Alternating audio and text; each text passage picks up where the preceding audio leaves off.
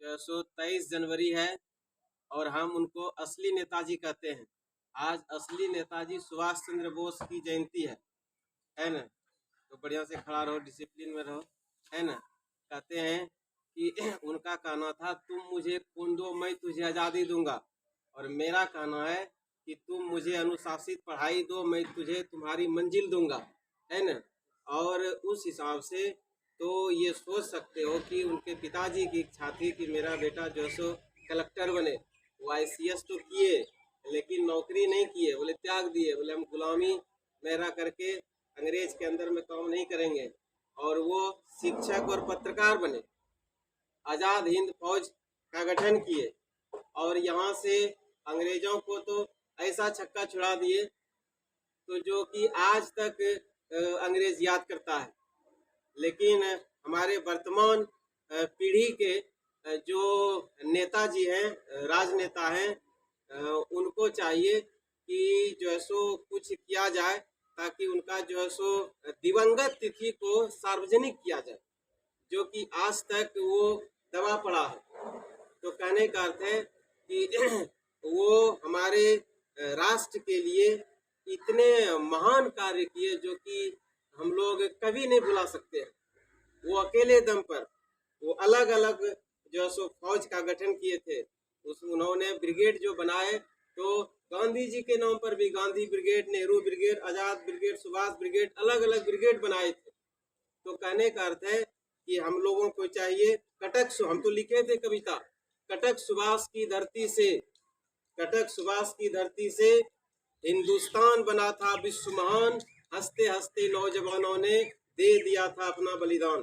तो उनके कहने पर एक बार जो है सो पूरे देश के जो वीर युवान, युवा और युवती दोनों को युवान शब्द कहते हैं, युवान जो है सो युवाओं ने मिल करके वो उनके कदम से कदम मिला करके एक सेना बना करके और ब्रिगेड बना करके और अंग्रेजों को समझो कि एकदम छक्के छुड़ा करके, और आज हम लोगों को एक ऐसा महसूस इस स्वतंत्रता से मुक्ति दिला करके हम लोग आज स्वतंत्र हुए हैं, जो कि बहुत बड़ी बात है।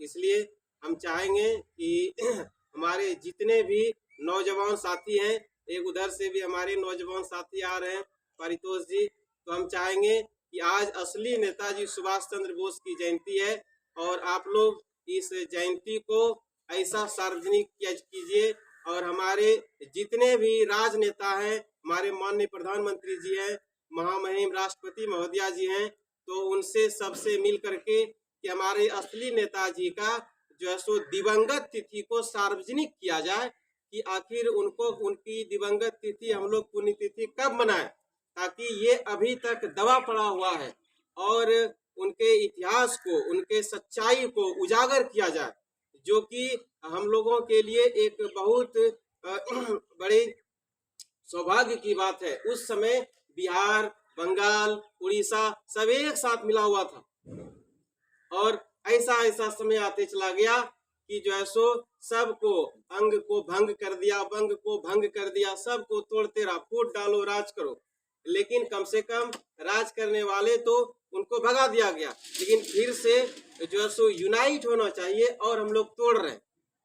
तो आज हम असली नेताजी सुभाष चंद्र की बोस की जयंती के अवसर पर ये हम बताना चाहते हैं कि एक बहुत बड़ी बात है, जोशी मठ में जो समस्याएं हो रही है, तो जब ये पूरा पृथ्वी जो हमारी पूरी धरती थी उसमें जैसे सेल के अंदर में न्यूक्लियस होता है, अंडा जब उसको बॉयल करते हैं बीच में पीला ऐसा यौक रहता है, उसी तरह से हमारी धरती पर चारों तरफ से पानी था, बीच में थोड़ा सा सॉलिड था, तो उसको दो पार्ट में नाम दिया गया, पेंजिया और पेंथालसा। उसमें जब दोनों में जब क्रेक कर गया तो दो पार्ट में डिवाइड कर गया, एक हो गया गोंडवाना लैंड, दूसरा हो गया अंगारा लैंड, और बीच में इस दुनिया का पहला सागर बना था, उसका नाम था टेथिस सागर। आज वहाँ हिमालय, विशाल हिमालय खड़ा है, तो फिर उसी हिमालय की तराई में भारत भी दिन प्रतिदिन धंसते चली जा रही है, और आज ऐसा हुआ कि वहाँ नीचे देखा जाता है कि वहाँ से पानी निकल रहा है, दरार फट रहा है, धंस रहा है। वो तो ऐसा एक दिन आएगा, धंसेगा कि इधर से बंगाल की खाड़ी और इधर से अरब सागर का जो है सो जल दक्षिण भारत यानी कि मध्य भारत और दक्षिण भारत के बीच से वो भारत भी नेचुरली डिवाइड होने वाला है, ये हम बता रहे हैं। नेचुरली डिवाइड होगा, वो टूट जाएगा, क्रैक कर जाएगा। तो फिर इसको कैसे बचाएंगे? क्योंकि कहा भी गया था कि देखिए ऐसे कोई कुछ नहीं लिख देता है, कहता पाप जो है ना वो सबसे भारी है। तो फिर जब पाप अधिक होने लगता है तो ऐसे भी देखते हैं टेक्टोनिक प्लेट पर है ना, तो इसको बैलेंस करने के लिए वहां ठीक किया जाता है।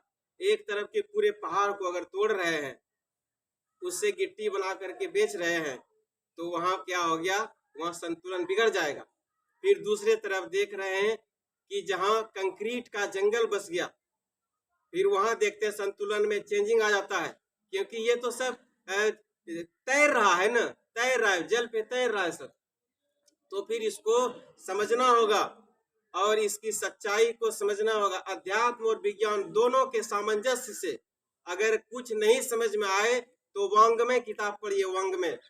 और फिर अध्यात्म और विज्ञान के सामंजस्य संतुलन से ही हम अपनी सिर्फ राष्ट्र की बात नहीं कर रहे हैं, पूरी धरती को बचा सकते हैं। अन्यथा बहुत समस्याएं आ रही है और हम लोग आध्यात्मिक और वैज्ञानिक चिंतन मनन के साथ साथ जो एक व्यवहारिक जो ज्ञान है, जो पारंपरिक, जो ये तो विश्व गुरु की धरती है ना, हमारी बिहार की धरती वे हिंदुस्तान से विश्व गुरु का संदेश देती है।